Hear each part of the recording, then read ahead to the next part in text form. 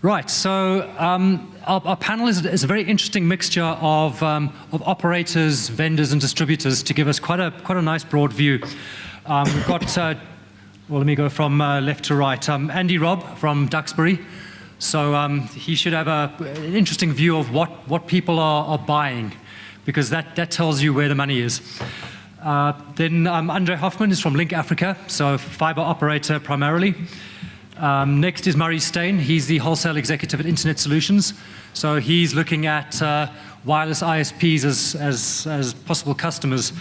Then next to him is Johan Kruger from Safricom. So we're talking about a wireless ISP, somebody who's in the trenches of the industry. And last is, but not least, John Speakman from Mimosa, which is a radio equipment manufacturer from California. So we've been discussing a little bit between us, what are we going to talk about in this panel? And the theme is basically, what is the last mile and how is it changing? Obviously, as wireless ISPs, our last mile can be 10 or 15 kilometers. It can be 100 meters in a hotspot. And the last mile is changing because we used to have massive problems getting connected. Now we've got fiber coming close to us. Also, we've got fiber operators that used to be providers to us who are now potentially our competitors. But they're also potentially our collaborators because everyone needs backhaul. So to kick us off, we're going to start with a quick couple of minutes from each panelist, introducing themselves, who they are, and what they think the main challenges for the industry are. So Andy, we'll start with you. Hello, everybody. Can you hear me? Is it on? Okay, good. My name is Andy Robb. I'm the CTO for Duxbury Networking. We're an IT distribution company. Pretty much our biggest growth area in the last year has been our wireless business unit. Thank you to Teresa and her team over there. It is something that we've invested a lot into. We've seen a huge amount of growth, and a lot of that growth has come from the WISP market as well. In terms of the solutions we offer, it's licensed and unlicensed frequencies, point-to-point, point-to-multipoint, last mile, and wireless technologies. In terms of the challenges for WISPs, well, there's a hell of a lot, to be honest. And WISPs are going to have to adapt and really have a flexible business plan going forward to compete.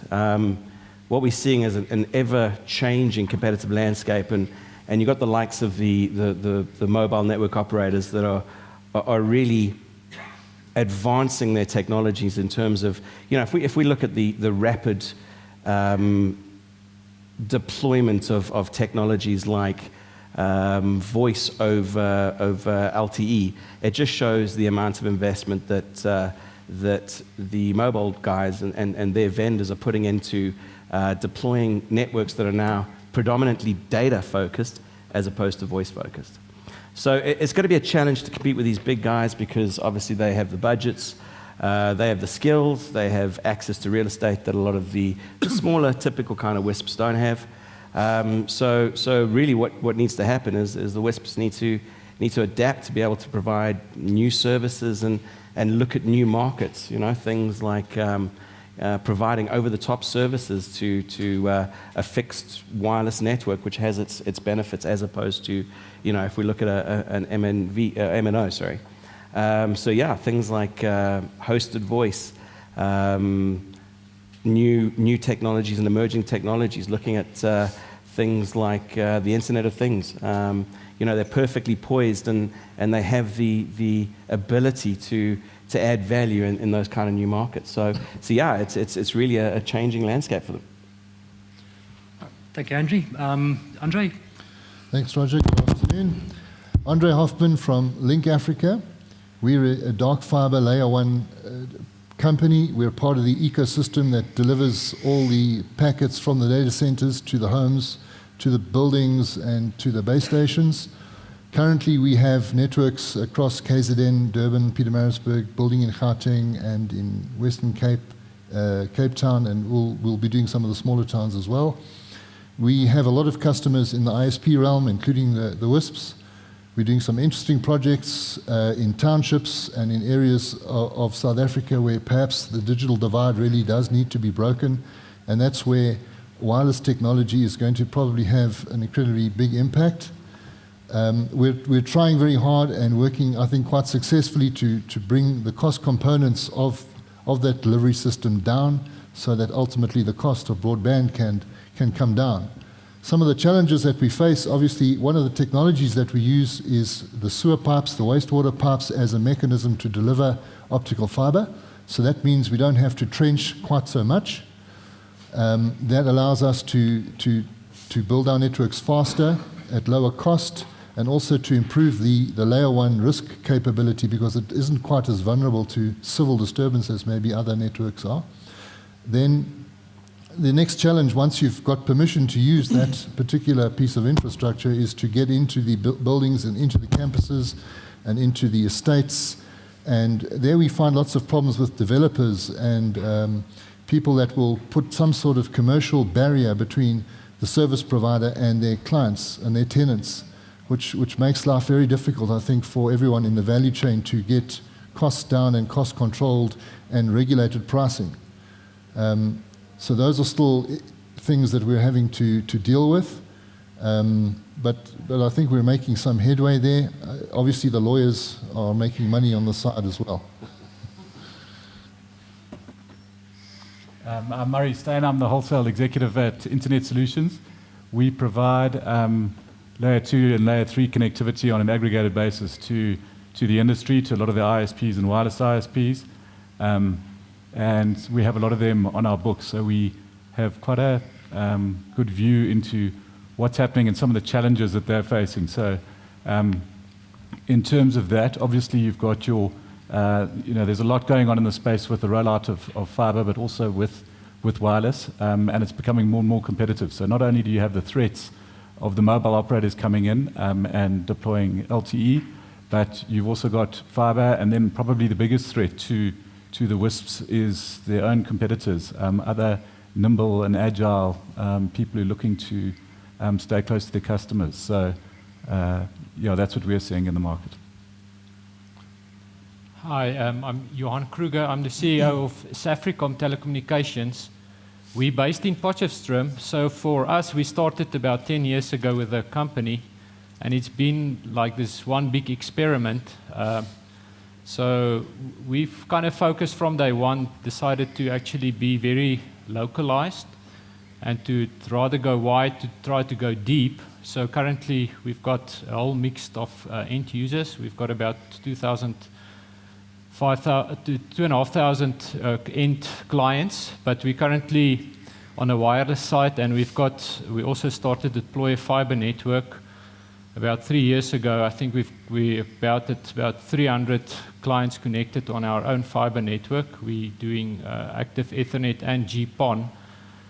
We also have about 300 Wi-Fi hotspot locations throughout Potch, with the university being there with all the off-campus student housing. So we've got about 3,000 students using our Wi-Fi hotspots.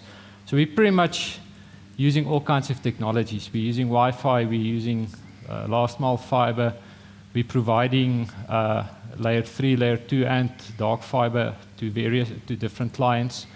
So we decided to be localized and try to get a big monopoly a little bit rattled. So we're actually quite successful with that. So we've kind of got a lot of tools in terms of the last mile. We've got a lot of tools in our toolbox, and we try to be agnostic in terms of what we're using. But I think for us as a wireless ISP, started out as a wireless ISP, I think we realized the long-term goal is a client on a wireless network is on your books not worth that much, because it's so easy for someone else to come and put up a tower and cause interference and make life difficult for you. So for I would say our strategy at this stage is to convert our wireless client base in Potchefstroom to fiber. So I think there could be a lot of wireless ISPs that's already looking into that, started with that. But then still, we also have quite a large wireless network to some surrounding towns. We cover services to a lot of farmers in the farming community. So I would say some of the challenges for us was initially just to get fiber backhaul in Potchefstroom. So about 4 years ago we got fiber, and then some other providers came along. So then eventually the prices started to come down a lot. So we will be in the next year, 6 months probably offer gigabit services to end users on our gigabit fiber network. But I think our biggest struggle, stuff that we couldn't control, was to get fiber to Potchefstroom at a decent price. I think that's still a big challenge for the wireless ISP industry, is to get even first access to fiber and then get it at a good price, to actually really start pushing value to the end client, because that's, I think, what we all here for, is to actually push value to the end client, and without proper backhaul at a decent price, that's not possible. Right, I'm slightly different. I've got a couple of slides, so I'm the odd one out. Hopefully they're queued up. But help me to explain. Is there a clicker on here? There we go. So I'm John Speakman. I'm from Mimosa. We're a California-based manufacturer of wireless equipment. So I just want to quickly talk about some of the challenges of the last mile, specifically what we're talking about here today. I don't want to cause any feedback, so I'm stood still right here. Specifically what we're calling a micropop. This isn't anything new to Mimosa. It's the way that we're starting to see ISPs deliver high-speed services that can compete with, but also complement fiber. So first of all, we've always got to try and juggle the requirements of the ISPs versus the physics and the reality of what we're able to do with the available spectrum. So we've got this need of ISPs to compete with fiber. We've seen it all over the world that the fiber is starting to extend the reach. So what does that mean? It's usually that a competitor is coming in offering high-speed services, and I'm sure you'll all agree that your ISP customers don't have a tremendous amount of loyalty. If someone comes in offering a faster service, they're usually pretty quick to move. It needs to be low cost to deploy. It's very important for the CapEx and OpEx to balance up, as we've seen before from some of the presentations before lunch. The rapid deployment model still needs to work. This is one of the attractions of fiber, of wireless, of course, that it can be deployed quickly. So the equipment has to be available off the shelf and at a reasonable price. This is what the guys are used to right now. But the speeds are increasing. If you're not giving 100 meg now, then you will be pretty soon. And upwards of 200-300 megabits per second are not far away. Quite dense clients. 50 to 100 is not unusual, but it's usually around the 50 clients per AP mark. The ability to manage interference, this is something, an eternal battle for ISPs wherever you are in the world. Everybody thinks they've got their own unique problems with interference, but I see it, all over the EMEA region where I cover, and your problems aren't unique, but there's no magic bullet, I'm afraid, to fix interference. We can't make it go away. But the solutions need to be scalable as well. There's many ISPs now recognize that the limit connecting clients back to a tower. Hopefully you can still hear me now. Connecting clients continuously back to a tower is sort of business limiting. There's only so many people you can connect back up to the tower because the spectrum's finite. So these are the problems that they face. And on the other side of the fence, we've got the challenges. What stood in our way? Well, to achieve these high speeds, this is physics. You need a good signal-to-noise ratio in order to maintain a good data rate to the client. So this means the distances need to be short. You can't just keep turning the volume up. You need to get closer to the customer. You need more spectrum. This is physics. Wider channels give you more throughput. This is hard to find on towers. You can't magically produce spectrum. In fact, the amount of spectrum available to you is decreasing. But get off the towers and get closer to the customers in the communities, then there's a far higher availability of spectrum. But now the network starts to need to look like an LTE network. You've got to start having intelligent reuse of spectrum, again, because it's finite. So frequency reuse across the network is critical. And like I said, you can't just keep adding sectors to the towers. So this is typically what a micropop kind of architecture looks like. It's compact. It's sort of in the community at rooftop height versus 5-10 k's away from a tower. It's a high capacity access point, giving you the 360 degrees of coverage. This could be multiple sectors in the traditional sense of the word from many of our competitors, or it can be a small compact unit such as ours. And typically these are fiber fed. I mean, I look globally at the larger opportunities that we're working on, and they're all with fiber operators. Our biggest projects across the world are all with fiber operators. So the main fiber operator in the US, the biggest fiber operator in Sweden, the biggest fiber operator in Russia, for example, all currently have projects with us. And the clients, the clients are still got to be low cost for this ROI to work, but by having this micropop kind of approach where you've got multiple cells in a community, you've got multiple aiming options, so you're not always now trying to get back to the same tower, which again can limit you. So very quickly, this is what it tends to look like. This is one of our customers in the US that have deployed the micropop kind of design. This is a company called Triad Wireless. You can find them on the internet if you want to read more about how they've done this.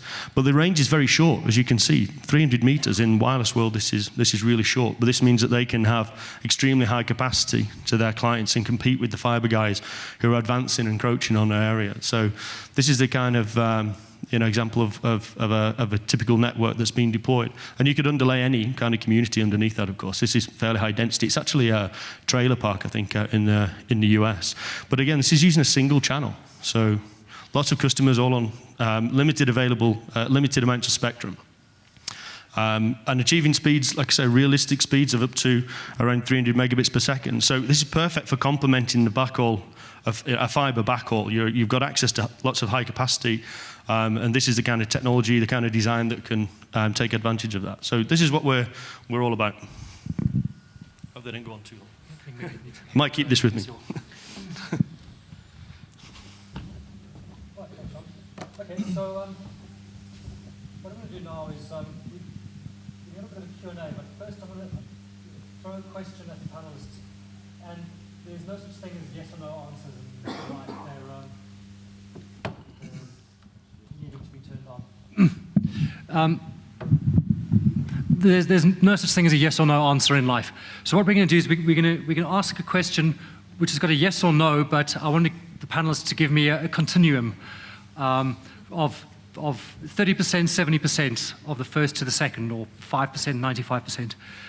So basically, if you think about the presentations from this morning, there's been a lot of discussion about the challenges, the changes, and the question is really, are WISPs facing a narrowing future of narrowing opportunities, increasing competition, and their salad days are behind them, and they need to adapt now and start finding something new to do? Or is this just the beginning? Have we had an inflection point and we've actually reached a new point of acceleration, and there's actually a huge amount of opportunity still to be capitalized on? So quickly running across, give your yes, no, and your ratio. How true is the you're all screwed versus it's going to be brilliant? It's a bit of both, really. So in terms of the traditional approach, I think, yeah, it is coming to an end. I think with the amount of competition and the evolving technologies, a lot of the ways, or the way a lot of WISPs have been deploying their networks and providing services is going to be left by the wayside. So they have to evolve, they have to adapt, and by doing so, I think it opens a multitude of new opportunities. So what would your rating be, sort of your percentage, gung-ho versus be worried? How much gung-ho, how much be really worried? I'm a gung-ho kind of guy, right? Right. So I'd say 60% gung-ho. Right. Absolutely. Andre, what's your views? I'd say they should be worried. I think as soon as you have a semi-vertically integrated service delivery chain where you've got service provider and channel, then you're not going to survive an Uber-type future. Customers are demanding open access now. If you want to be a service provider, then I think your future is as a service provider. You need to provide voice, you need to provide hosting, you need to provide internet, and all of those wonderful things. And delivery channels there'll be a separation. Whether it's my Uber or his Uber or someone else's Uber to get you there, I think that's the way of the future. So I would say 70% stick to your knitting and get out the way. Murray, what's your feeling? So, yes, you're screwed if you carry on thinking that you can do business like you did in the past the same way and get the same result, is my short answer. I think you have to evolve very, very quickly. Disagree slightly with having to get out the way. I think there are opportunities for niche players to perform in areas, particularly in some of the outlying towns where the bigger players aren't. But if you're not reinventing yourself very, very quickly, I think you've got a problem. Yeah, I can more speak from the WISPs from the more rural areas. I think it's 110% opportunity, because WISP started running from ADSL lines, and now they're starting to get fiber. I think they're small, they're adaptable. I just see they will adapt, and there's a lot of opportunity. The fiber is just great for us. I think a lot of the WISPs, there will always be areas around towns, which is actually a lot of businesses. If you actually go and do a demographic count of that, there's a lot of people that will, even there's cases now from the US where they're using that on more rural areas and just outskirts. So, yeah, I think there will be still a lot of space for wireless ISPs. I think it sort of depends where you're trying to address the market. So the rural guys will get away with doing things the same way as they've done for the last few years, because the density of population doesn't really mean that they need to change the way they change the wireless network, and they're not really going to have the threat from the fiber guys for some time to come. So they're probably okay. But if your market is the urban and suburban market, then you better be prepared to either, admit defeat to the fiber guys, or try and work with them in some way and change the way that you deliver that last mile service. And it's all about speed. Everybody wants faster speed, so you need to work out a way of delivering that. So I think if I was, if you're as they say in the US, they've got a lot of the kind of mom and pop ISPs that just service the rural farming communities with 10 customers in a 10 square kilometer area. They'll probably be okay, but they're not trying to get rich out of these businesses, and they're just a lifestyle business really. But for the guys that really want to grow and maybe be acquired, like we were hearing about before, it's all about how many customers you got on a network, and you better be able to deliver a really different service if you're going to keep those customers. Okay, so this is a question for Andre, and then I'd be interested to see the sort of contrasting views. From what we've seen is that the fiber players, the fiber to the home players, are largely going into an area, and they're going past every house, and they're dropping every house. The opportunity potentially for wireless ISPs is that they are the last quarter mile, as John described it, and the fiber operator simply provides backhaul. What can wireless ISPs do now to make this a realistic proposition? Or will the fiber to the home guys fundamentally go for the actual owning the customer? Do you believe there's a viable business for wireless ISPs to try be that last quarter mile owning the customer access portion of the fabric? Look, looking down the crystal ball, I definitely think there's scope for wireless. Fiber isn't going to answer everyone's broadband needs. There's no chance. So it's going to be a blended solution, in my view. The fixed home infrastructure will lend itself to fiber, but there's a lot of transient traffic. There's lots of people that move in and out, and that's where the wireless providers can provide that services. There's mobile traffic as well, and the mobile operators will still have that opportunity. And then there's the informal settlements and the areas where there's perhaps a lot more transient traffic in holiday communities and those sort of places. So we can't, the fiber guys are going to take a long, long time to get to every single point of interest. So there's still a huge opportunity for a blended solution for those different market segments. But people at home that want to now migrate into the fourth industrial revolution, they want to convert their home into a smart home, they want to work from home, they want to do all these wonderful things. Even within the LAN environment of the home, there's huge opportunity for wireless connectivity. to be aggregating different geographies within the property back to maybe some fiber backhaul point. So, there's no chance that fiber is going to do everything all the time for everyone. So, Johan, maybe you could jump in here to move on from Andre's description that wireless ISPs could potentially offer an on-premise wireless service on top of the fiber to the home. So moving closer inside the property rather than being last mile. Is that a viable business? Because most consumers are not super great at setting up their own Wi-Fi. I don't think it will set up a good relationship between the fiber guy and the wireless guy, but that probably will happen. People will maybe get fiber inside the community. No one will be able to stop them for deploying a high-density type of last-mile wireless solution. So, but I don't think that's going to. It's problematic. What I would say is that most of the fiber guys are providing open access. So I think the opportunities for the wireless guys to actually get into those agreements with the fiber guys because most of them are good on the layer 3. They've got the local guys in the buckies, and a lot of times they own the clients as well.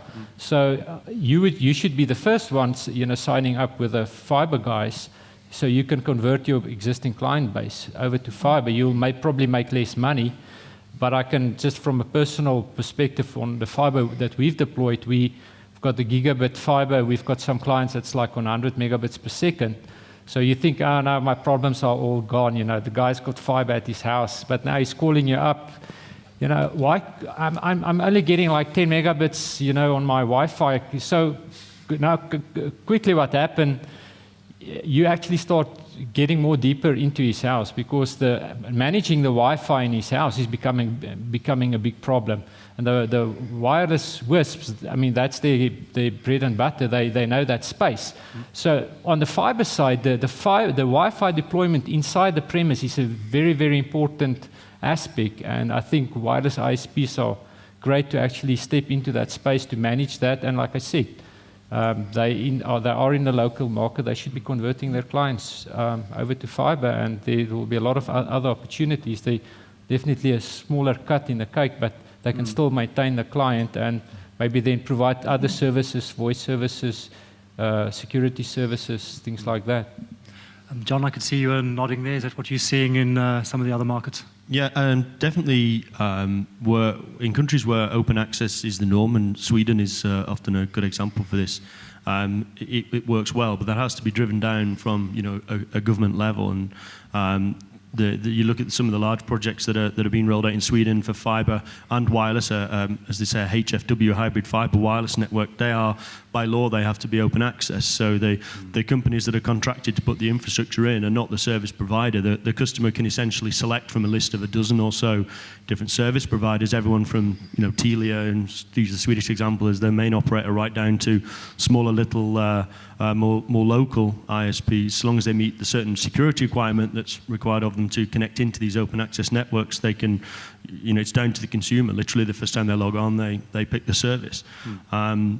But open access is not something that people will always do voluntarily. It has to really come from the regulator. But also, thank you for throwing me that, which is the next question. Yeah, but just also comment on internal wireless LAN. That is a big one as well. And our CEO often mentions in Silicon Valley being an investor himself. Some of the companies that are receiving the large amounts of VC at the moment are the companies that are designing products specifically for home access, high-end Wi-Fi products for the home. That's definitely going to be a big market for the future. It's like we hear, it's all well and good connecting somebody at 100 meg or a gigabit to the home if the internal wireless can't handle it. There's no point. Okay, so then on open access, it's unfortunately one of those terms which can mean whatever's most convenient to you, unless it's tightly defined. I know there was a bit of discussion around the nature of open access and how far should government step in to ensure that open access genuinely is. At the moment, most fiber to the home operators, not necessarily the transmission fiber operators, have got at least a stated policy of open access, which hasn't really been tested yet. When a much more serious competitor comes in. Maybe throwing the question more broadly, is there an argument that government should be much more interventionist in terms of defining and enforcing open access? Shall I take that? Yeah, I think it's sort of right up your alley, yeah? So I would say no, and I'm very conscious of the fact that we have an ex-regulator in the audience today.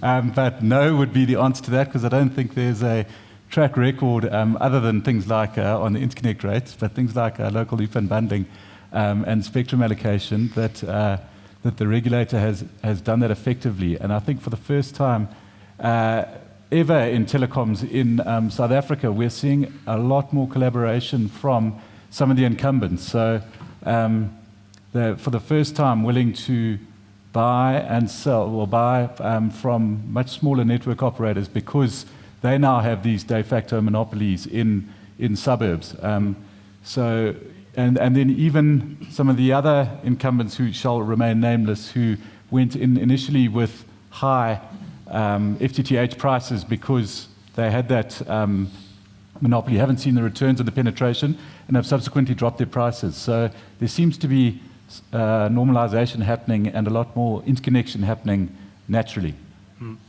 So I would say no. If I can throw my 2 cents in, I think it's going to be twofold pressure. Government will have to do something, but they obviously have a vested interest, and that doesn't always play into the hands of open access. But the consumer is also demanding choice. The consumer is now becoming aware that they don't have to just take a particular color that happens to land on their neighborhood, and they're wanting and insisting on choice. And so that pressure coming from the bottom, and perhaps a small movement on behalf of government, will eventually get us to a tipping point where open access will become the norm. And that's why I see a separation between the Layer 1, Layer 2 component and the Layer 3 services component becoming more profound. So it's going to happen. It will happen. It's just a matter of time. There is a certain amount of maturity in the market, which I think everyone is starting to notice. And there is space for everyone in the value chain.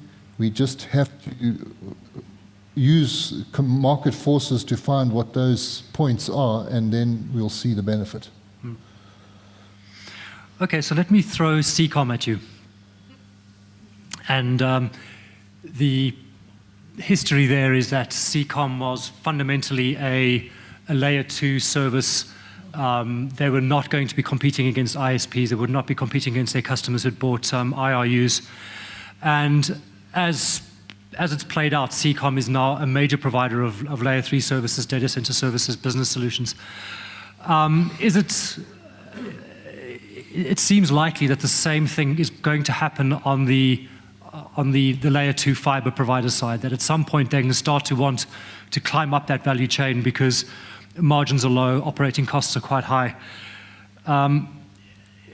Is it a fair comparison? And if not, why not? Let's maybe start with Johan, and then let's move to Andy to maybe throw in a different point of view. Sorry, not Johan. Andre. Andre, and then Andy, and then Johan maybe, because we then got a three-way. I think definitely the temptation is there to climb the value chain, as we've seen, and that is where I believe there is a real and definite role for the regulator to step in and to keep everyone honest, which is again why I say the best place to draw a distinction between, let's say, content and switching and routing and delivery is at that Layer 2 point. You can let competition happen at Layer 1, Layer 2, but as soon as you clip the services piece onto it, you're getting a lot of vertical integration there, which starts to be non-competitive to the person that's buying the service. And you really do need to make sure that component is well regulated, in my view. And I believe there is an opportunity there for a strong regulatory environment to make sure that there's fair play. Almost at the licensing level between the sort of ECNS license and the wholesale pricing level. Okay. Yeah, I believe it's definitely a possibility, and I think it's a positive thing, and I'm not even sure it should be regulated. I think it lends itself to decent, healthy competition. And if third-party ISPs that are utilizing that fiber are providing the right service at the right price to the customer, he's not going to move. So I think it's going to add competition, healthy competition. Right. Johan? Yeah, I think it's difficult to make like one rule that will fit, all the circumstances. I think there's a big difference, say for instance, deploying fiber in the cities versus deploying fiber in a more like rural areas. Or we're not really rural, but small towns. So yeah, I think the industry will be some interesting space going forward. But I agree with Andre in terms of the distinction at the layer between layer 2 and 3. I think that's a good distinction point. And I think it's going to get interesting because I know there's some other bigger players that's also that I've heard it's moving up the value chain. So I think being honest about your position. I mean, what we're doing, we're converting our existing client base over to fiber, but we're also talking to some of the big companies. We're providing layer 2 services to them, and then they can provide layer 3 on that as well. So, but I think we're just being honest about what we're doing to say, listen, we believe building out the fiber for us, knocking on the doors, doing the hard work, but we also open about providing layer 2 to other providers. For national clients, say for instance, bank wanting to connect through your fiber, we know we will never get that business, so that's why we're talking up the value chain. But I think us just being honest about that and say exactly where we are, I think it's something else where you say you're going to be this agnostic and then eventually start competing with your own client. That's a whole different scenario. So, but yeah, we'll have to see where that's going to end up. What we don't want is to get to a point where we have the same inertia with copper local loop unbundling, where there's one incumbent with all the copper local loop in the fiber space or even in the wireless space. That needs to be opened up and unlocked for true competition to take place. So that is why the whole debate about copper local loop unbundling, it's almost redundant now. There's a land grab going on for fiber, and the more vertically integrated fiber that goes out there, the less choice there will be. But I think that's the point, is that the industry, of which Link Africa is one, has gone out and created that demand in the absence of local loop unbundling that happened on the copper network. And it's finally, there's been this inertia that's eventually the dam wall's broken and people have gone out and undertaken to do that themselves in spite of the regulatory regime. So it's happened, and I don't think it's a problem that someone specifically wants to move up the value chain. That creates other challenges for them as operators when they have to go and then have a discussion with their client as to why they said they weren't going to move up the value chain and then did. That's a separate thing. But I think wherever you get competition, because of the fact that it's a slightly different paradigm to where we had a monopoly in charge of a whole copper network, we've now gone and created that demand individually almost ourselves through lots and lots of different operators. Right. Okay, and I suppose also what's going to keep everybody honest is the fact that there are choices, that there's LTE network that can be used if you're not happy with your fixed line or your wireless ISP, or there's another wireless ISP that can come in and put down kit. Okay, so I want to leave a little bit of time at the end for some Q&A from the floor. So maybe just a bit more of a technical question. I think maybe Johan would be well positioned to answer this one. If you are a wireless ISP and you're thinking of starting to do fiber, what is the fundamental problem you're going to have in terms of changing your technology or your platforms? Is it relatively straightforward? It's just another access medium, or do you have to go and change authentication systems and billing systems and switching and routing? Is it a whole new space, or is it a natural extension of a WISP business? Yeah, it's actually quite easy because you can use your same back end. So instead of having a wireless last mile, you've got a fiber, and it's much more reliable. So from that perspective, it's actually easier. So there's it's more hard work and a lot of money being spent, but once it's installed, it's more trouble-free. So there's less maintenance. So it's actually quite easy, but I think it's more like a funding capital, which is the bigger problem, I think, than from a technical perspective. So then that's a good entry to a question for Murray. One of the big problems for wireless ISPs is procurement. That either you don't get the cost breaks that the very big competitors get, or you can't even get the big operators to answer your calls because they're fundamentally not geared to dealing with an SME type of operator customer. So arguably there's a huge opportunity for carrier aggregation by a company like an IS or a Vox or a similar type of operation. Could carrier aggregation be the answer to the WISP's diseconomies of scale?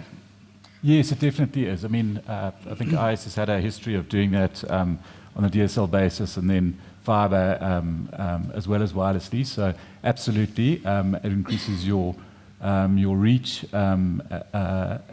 geographically at the same time. So, that's not something new, and that's something that we and a number of other providers are doing. So it definitely can bring down your investment requirement then. I mean, Johan was referring to it earlier, the fact that it was difficult to procure long-distance fiber out into Potch.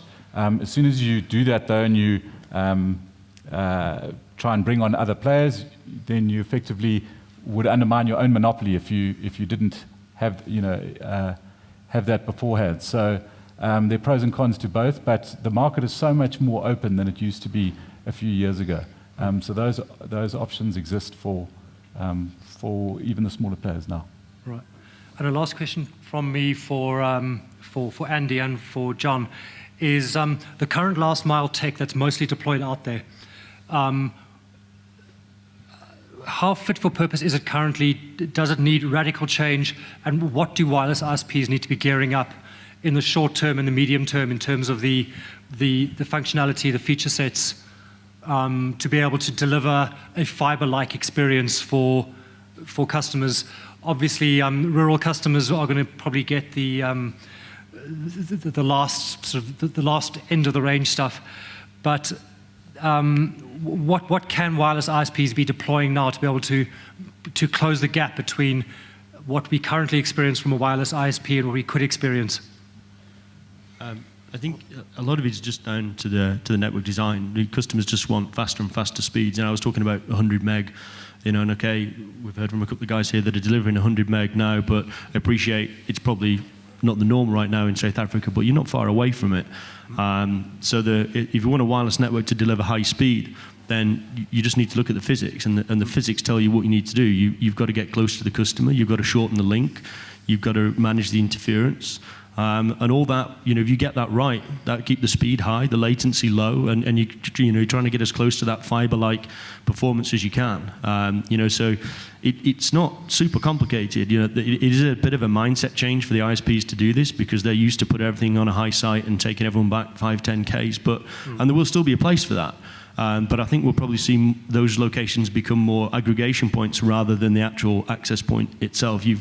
In the physical and the emotional sense, you've got to get closer to the customer and understand what they want, and it's all about speed. So more or less kind of a macro cell macro cell architecture that you need. The design is very similar to what the LTE guys have done over the last few years. They've gone from a macro cell, high site type approach down to even in dense environments to street level kind of deployments where, look at a deployment I'm quite familiar with in London. You've got 4G femto cells about every 400 meters down Oxford Street. That's taking it to the extreme, but that's the only way you can deliver the speed and the density is that kind of approach. So much more capex intensive business. There is, but this is future-proofing the network, and you have to make this investment. The same as the fiber guys, if they want to get into the home, they've got to prepare to, pay. Somebody said 3,000 rand a meter to me yesterday. So there's investment required, but this is what you've got to do if you want to future-proof. Right. Yeah, agreed. But I think there are horses for courses. Definitely, there are new and emerging services. There's 4K streaming. There's, the guys are looking for that predictable end user experience and that fiber-like experience. And in that environment, obviously the design needs to change, and there is an investment that has to be made in terms of that equipment. But I don't believe all is lost in terms of the legacy kit that's in networks today. A lot of that can be refarmed for other purposes. If you specifically look in the rural environments, there's probably not the requirement for the same amount of bandwidth.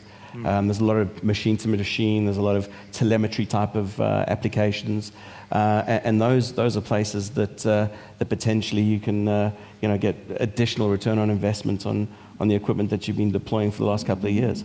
So it's definitely you're kind of just moving it to different parts of your network. But yeah, you need to make sure that you are future-proofing your network. There has to be a continuous investment. And yeah, your customer is going to demand that those additional new services, and you've got to have a predictable delivery. Okay, if we can get a microphone or two out, are there any questions from the floor that you'd like to pose to our panel? Tim. The microphone, could we shoot it over? Oh, is this the only roving mic?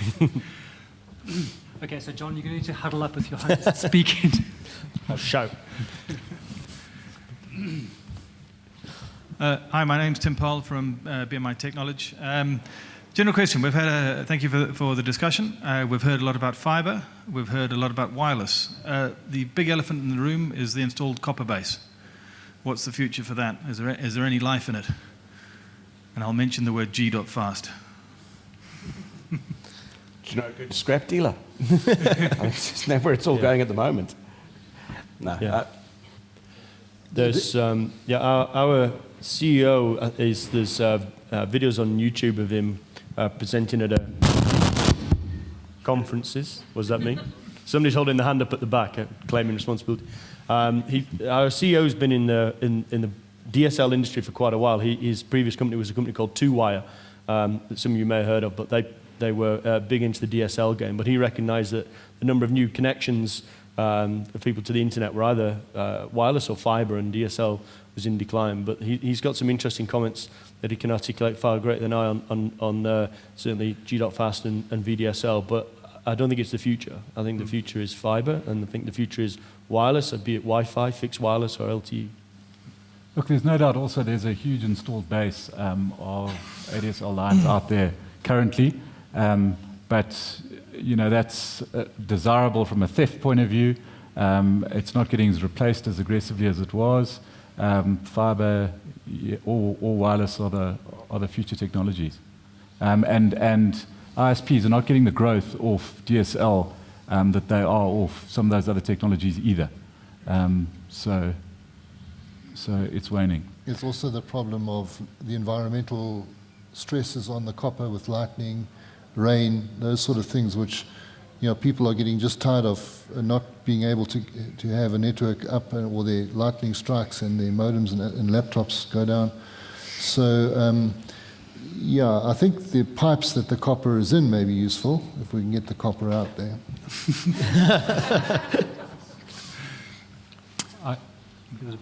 Anyone else? That's it. Here's the microphone's coming.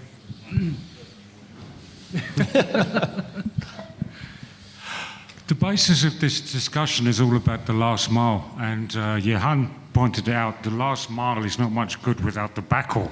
And then we moved on to the subject that the last mile, we've always looked at it terminating within the business or the home, but it needs to go beyond that via Wi-Fi with all the mobile devices via Wi-Fi. The problem is we can now install high-speed wireless, high-speed fiber for very small amounts of money. In the case of FTTH, 1,000 Rand or free. When the client is then exposed to 15,000 Rands worth of Wi-Fi, he's a bit shocked. And the problem is being driven by the ISPs themselves, who are offering super cheap services. And oh, by the way, it comes with a free Wi-Fi router. That router is a sort of off-the-shelf 500 Rand model that will do literally Nothing. So I think the ISPs have become their own worst enemies in this creating client expectation of what's going to happen. And as much as would be a great opportunity for the WISPs to get in there and offer, as Johan pointed out, they understand wireless technology and can offer multi-access point solutions that will work and deliver 100 meg into the bedroom. The problem is, it's the layer 3 ISPs on the fiber networks that are convincing the client that the device they are providing will do the job. How do we get around that perception problem, even though it's the industry that has created itself? Well, I think you've hit the nail on the head there. You've got to go out and create the opportunity. I mean, some of the wireless guys are perfectly positioned to do that. If I look at the experience that my parents had in trying to take fiber into their house and tearing their hair out because they said it's useless. Meanwhile, it's because of a rubbish Wi-Fi router combined with a rubbish phone, and it's a bad all-round experience. And if you look at traditionally, I suppose, ISP connectivity has almost been a grudge purchase compared to something like a home entertainment system. And I think there's an opportunity for the right player to get in there, offer an end-to-end service and do it properly. I think from a manufacturer point of view, it's definitely something that quite a few of us recognise, and a lot of Mimosa and our colleagues in this industry are all working on extending that reach into the home and providing ISPs with the home product as well. That's all part of one integrated managed solution, because there's no point just terminating the solution at the home. We've got to give the tools to the ISP to actually deliver a good user experience in the home. Well, there are many devices. I mean, somebody took a straw poll before of how many devices they've got in the home, and I think I got to about 35. When you think of all the sensors and things like that, and maybe the exception rather than the rule, but you've got to be able to handle these kind of, ever expanding home networks. When you start really thinking about it, it's surprising how many devices there are. But I think, like I say, it's partially down to the manufacturer to provide the ISPs with the tools to do this, because it has to be as one fully integrated solution for it to be effective. So almost there's an argument to go to an IDC to have a funding round to actually pre-finance CPE to the end users if you're a wireless ISP, because when fiber hoods came to my suburb, it was there was a 500 Rand a month Web Africa deal and free installation. It was a complete no-brainer that wireless ISPs maybe need to find a way to finance a similar kind of acquisition.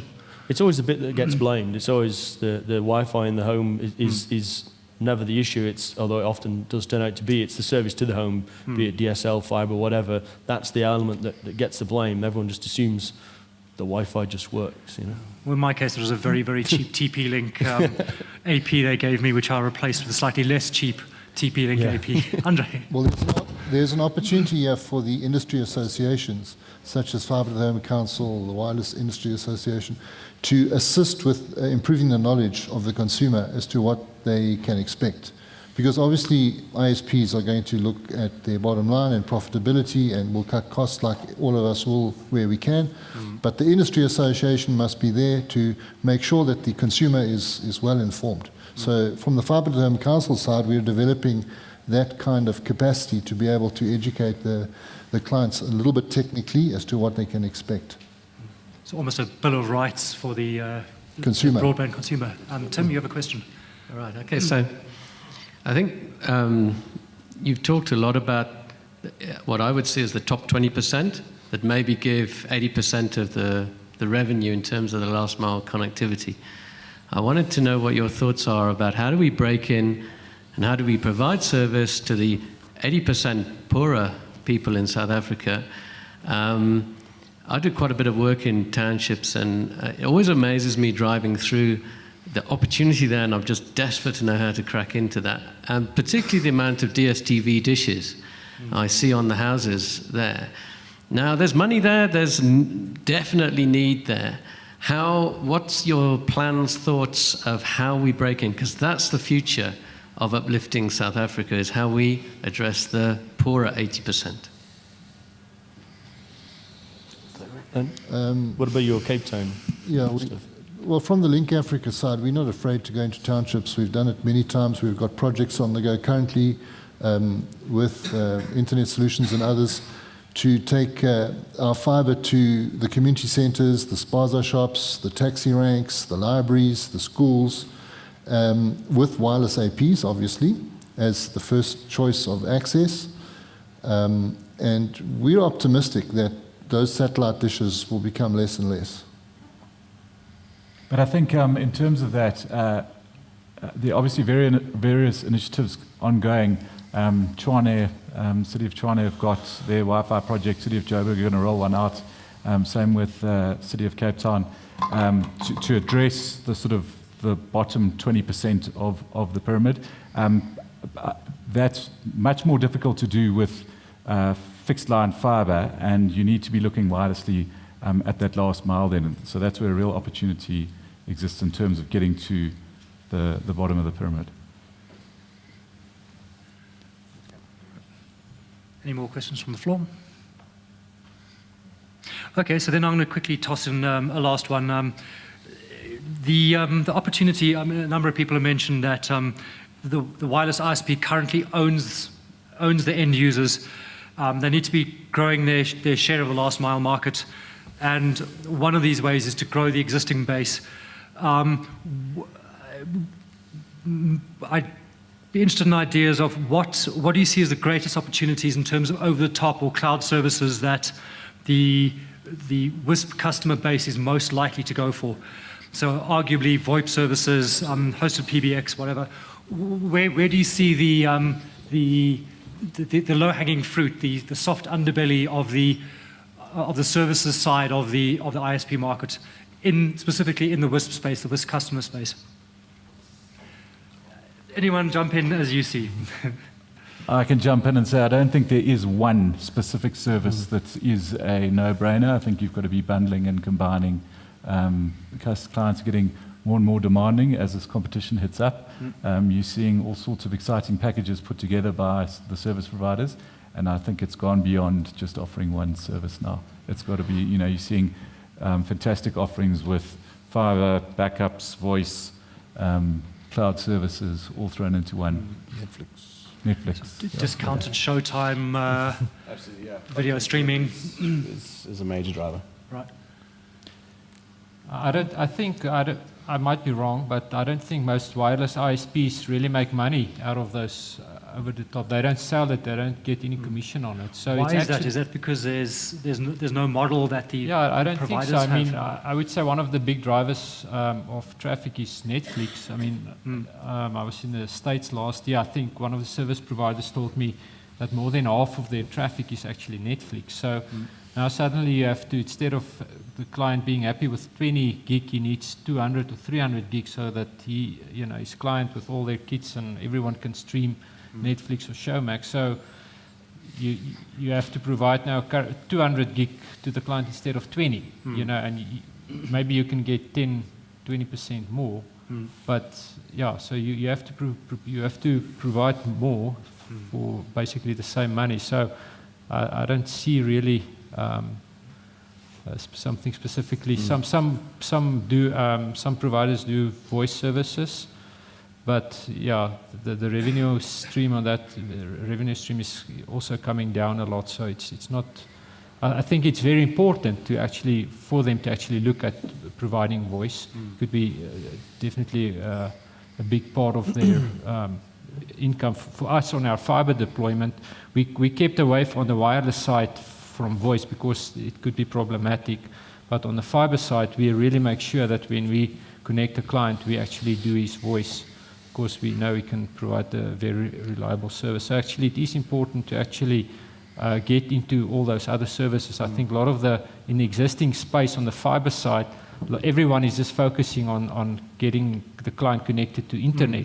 But there's a whole array of other services, that you must really be looking into. So home automation and home security, these are all markets waiting to take off. Yes. Right. Okay, so it's 3:15. So that's it for this panel. Gentlemen, thank you very much for participating. From the end again is John Speakman from Mimosa, Johan Kruger from Safricom, Murray Stain from Internet Solutions, Andre Hoffman from Link Africa, and Andy Robb from Duxbury.